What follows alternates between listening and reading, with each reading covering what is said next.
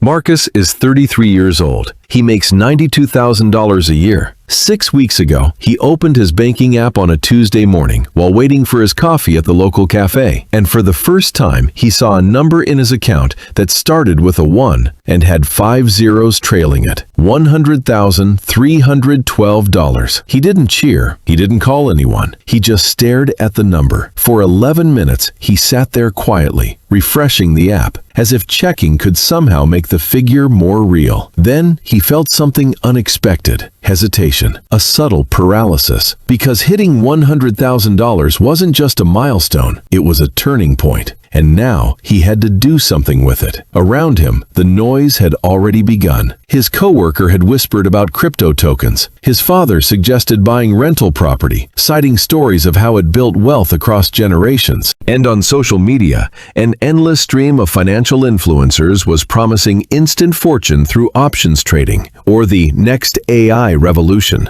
But deeper than the voices outside, there was another one, the voice inside. "You've earned it," it whispered. "Relax, you can breathe a little now." That voice is the most dangerous of all. Because at $100,000, money ceases to be a simple reflection of effort. It begins to behave differently. It starts to work for you. The math changes at $100,000. Before $100,000, every dollar Marcus saved felt like a battle won. Every lunch packed, every Uber skipped, every shift worked extra hours was a small brick in the foundation. But once that six-figure mark is reached, the math flips. Consider this. If Marcus invests $100,000 in a diversified portfolio earning an 8% annual return, that money generates $8,000 per year without him doing anything. That's $667 appearing in his account every month while he sleeps, while he goes to work, while life happens. The money now has its own salary, independent of his labor. Compound interest accelerates from this point forward. The first $100,000 took Marcus over 6 years to save. The second $100,000 would take 4.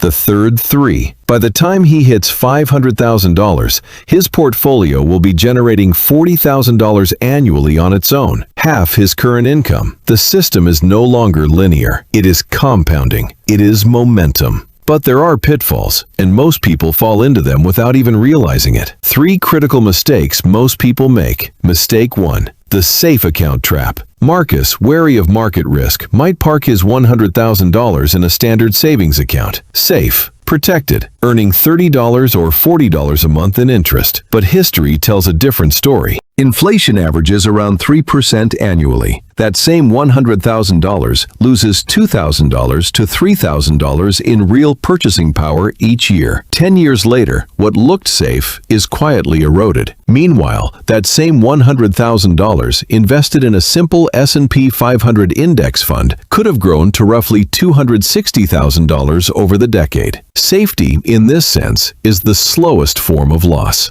Mistake 2. The shiny object trap. Now Marcus notices opportunity. He researches crypto, stocks, AI startups, real estate deals. The temptation is to try to outsmart the market. Behavioral finance research, however, tells a harsh story. Dalbar's studies show that in 2024, the average equity investor earned 16.5%, while the S&P 500 returned 25%. Over 30 years, chasing returns and timing the market can cost an investor starting at $100,000 over $860,000 in missed growth. Even professionals struggle. The Spiva scorecard found that 65% of active large-cap fund managers underperform the S&P 500 in any given year. And over 15 years, more than 90% failed to beat the market. The solution isn't to be clever, it's to be boring, to own the market, and to let the system work. Mistake 3. The arrival fallacy. Marcus worked 6 years to reach this milestone. The brain wants a reward, a visible change. He upgrades his apartment, eats out more often, stops tracking spending.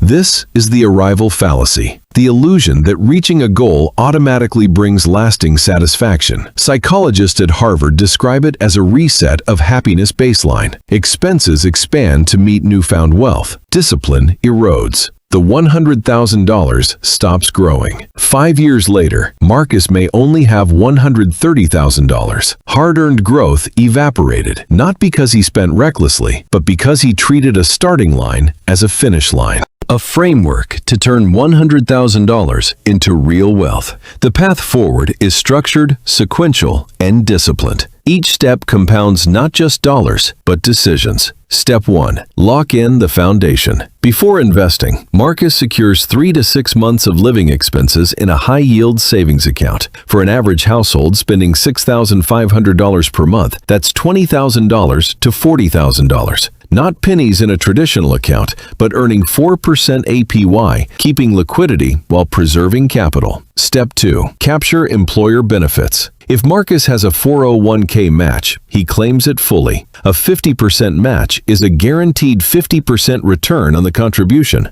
A 100% match doubles it instantly. No market risk, no speculation, just guaranteed growth. Step 3. Manage debt logically. High-interest debt above 6 to 8%, pay it off. It's a guaranteed return equal to the interest rate, far better than speculative investing. Low-interest debt, like a 4% mortgage, is mathematically better left while investing. Decisions are guided by risk-adjusted math, not emotion. Step 4. Optimize tax-advantaged accounts. Roth IRA. After-tax contributions grow tax-free forever. Even starting at $100,000, consistent annual contributions can produce a $1 million retirement fund untouched by taxes. HSA, Health Savings Account. Triple tax advantage. Contributions reduce taxable income. Growth is tax-free. Withdrawals for medical expenses are tax-free. Unspent balances roll over indefinitely, essentially becoming a secret retirement fund. 401k beyond match. The limit for contributions exceeds $23,000 annually. Combined with employer contributions, nearly $70,000 can grow tax-advantaged each year.